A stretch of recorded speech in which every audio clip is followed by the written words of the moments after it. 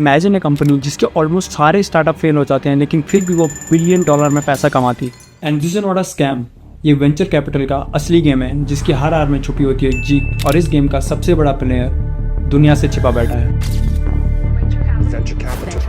Venture capital. Venture capital. Venture capital. Venture capital.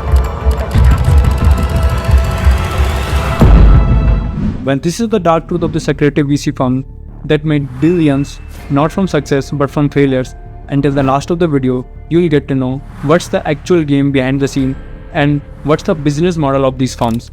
Venture capital पैसा नहीं है, ये बिलियनर्स का कसिनो है जहाँ पैसा लगता है उन स्टार्टअप्स पे जिनके फेल होने के 90% चांसेस होते हैं, क्योंकि अगर एक आइडिया हिट हो गया तो इनका सारा का सारा हिसाब चुकता हो जाता है। वेंचर कैपिटल फर्म सेफ नहीं खेलती है, ये लोग एक्सेसिव रिस्क और अल्ट्रा हाई प्रॉफिट वाले आइडियाज़ पे बेट लगाते हैं, और जब वो आइडिया एक्सप्लोड करता है तो पैसा नहीं पूरा एम्पायर बन जाता है। वेंचर कैपिटलिस्ट कोई नॉर्मल इन्वेस्टर्स नहीं होते हैं, ये प्राइवेट कंपनीज होती है जो कि नए और कच्चे स्टार्टअप्स को पैसा देती है लेकिन फ्री में नहीं। इनका गेम सिंपल होता है, पैसा लगाओ और बदले में कंपनी का हिस्सा ले जाओ। ये फंड करते हैं सपने और बदले में इक्विटी के नाम पे कंट्रोल भी ले जाते हैं। स्टार्टअप अगर उड़ा तो ये सबसे पहले बिलियनर बनते हैं, और अगर डूबा तो किसी नेक्स्ट फाउंडर पे इनकी नेक्स्ट बेट रेडी रहती है।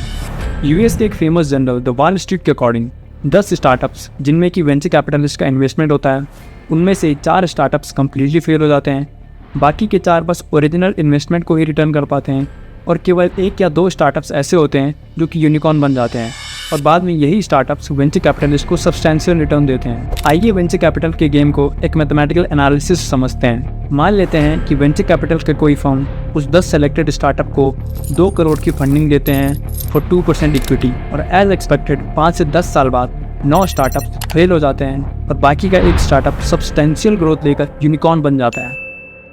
एक यूनिकॉर्न की मार्केट वैल्यू $1 बिलियन होती है, जिसका 2% लगभग $20 मिलियन बनता है, जो कि लगभग 167 करोड़ होता है।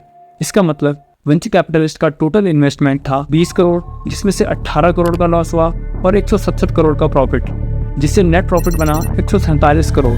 और इस तरीके से वेंचर कैपिटलिस्ट के 90% स्टार्टअप्स फेल हो जाने के बाद भी ये लोग बिलियंस में कमा लेते हैं।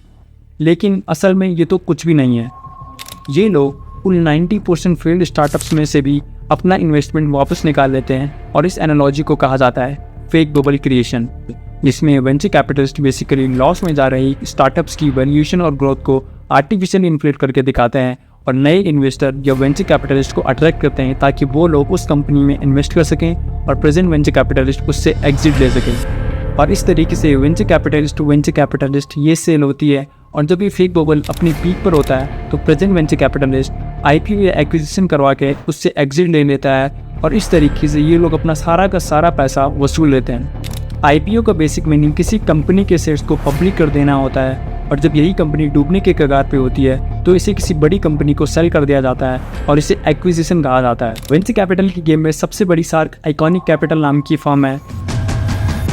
जी हाँ, ये वही फर्म है जिसमें दुनिया की सबसे बड़ी हस्तियाँ भी शामिल है, जिनमें Mark Zuckerberg, Reid Hoffman, Sheryl Sandberg, Jack Dorsey, Dustin Moskovitz जैसे बड़े नाम शामिल हैं।